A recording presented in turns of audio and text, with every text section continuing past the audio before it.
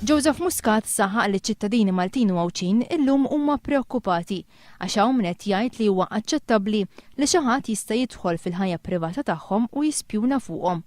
Il-kwistjoni mhijiex jekk l-informazzjoni tkunx fl-interess pubbliku jew le, imma kif tinkiseb dik l-informazzjoni qal il-mexxej Laburista. Hija kwistjoni ta' serq li xi ħadd l-ekwivalenti ta' xi ħadd daħallek id-dar, fetaħlek il-kexxun, ħadlek il-karti, u mbagħad wara ġustifika dak is-serq billi jgħid isma' jista' jkun li kien hemm xi ħaġa ta' interess pubbliku. Joseph Muscat spjega li bħala kap tal-Oppożizzjoni fil-Parlament ħass li l-ewwel kellu jmur għand l-Speaker, iżda ma eskludix li l-każ jispiċċa f'idejn il-Pulizija.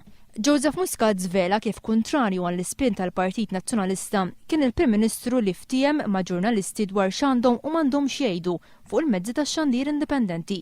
Nerġa' nirrepetija li kien hemm każijiet fejn ftiem ma' ġurnalisti x'għandhom jgħidu u x'm'għandhomx jgħidu fuq mezzi tax-xandir li mhumiex tal-Partit Nazzjonalista, jekk irid jagħmel li libel u ngħidlu l-ord. Joseph Muscat sfida lil preżentatur Lu Bondi biex jiċċekkja ma' tmexxija tal-RTK, tal-PBS u tat-Times jekk hu qatt kellimhom biex jintervjeni fid-deċiżjonijiet tagħhom. Żied jgħid li jekk wieħed jara min ġie impjegat fil-Kamra tal-Aħbarijiet tal-PBS kif ukoll bħala kap tal-aħbarijiet fl-RTK, wieħed jinduna minnu l-politiku li jindaħal fid-deċiżjonijiet ta' dawn l-istazzjonijiet. Il-mexxej Laburista rrefera d-dikjarazzjoni tal-kap tal-Kamra tal-Aħbarijiet tal-Partit Nazzjonalista Natalien Attard li hu m'għamel xejn illegali. Joseph Muscat qal li da ma jfissirx li l-liġi ma nkisritx minn min kiseb l-informazzjoni. Isu bl-istess mod inti tisraq television lu u tbijaw lili.